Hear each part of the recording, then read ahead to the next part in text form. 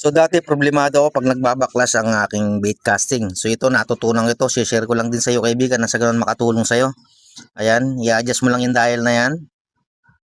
Tapos release mo ng konting tali. Ayan, pag nakita mong ganyan, ayun masyadong mabilis. Ayan, may lumabas na fishing line. So i-adjust natin kasi may posibilidad na magka-backlash yan pag ganyan. Retrieve ko muna.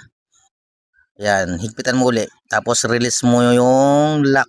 Kaya pag na-release, tas luwagan mo. Ayun, nakita mo smooth na, 'di ba? Bumaba na ng maayos yung ating lure. So subukan natin. Ayan, re-retrieve ko muna. Ayan, susubukan natin 'to kaibigan. O re-release ko muna yung lock. Tapos hagis, strike 1. So ayun, okay siya. Hindi na siya nagbaklas kaibigan. Ayun, oh. Ayan, re-retrieve muna natin 'yan. So ayan, napaka-smooth na niyan kaibigan.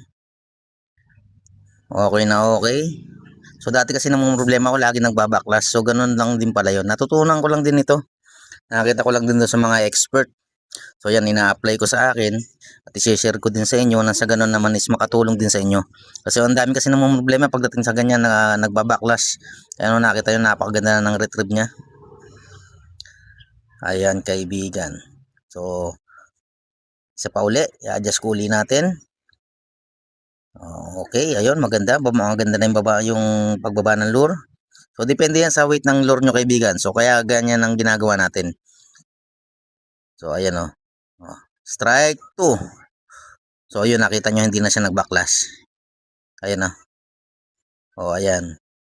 So depende yan sa weight ng inyong lure. So ganoon ang ginagawa natin pagtitimpla para hindi siya magbaklas, anti-backlash yung ginagawa natin na yan. So natutunan ko lang din yung kaibigan at sinishare ko sa iyo ngayon nang sa ganoon is maiwasan na ang pagbabaklas. So any kind of lure. So ganoon ang gagawin yung pagte-testing. Strike 3. So far so good, okay siya.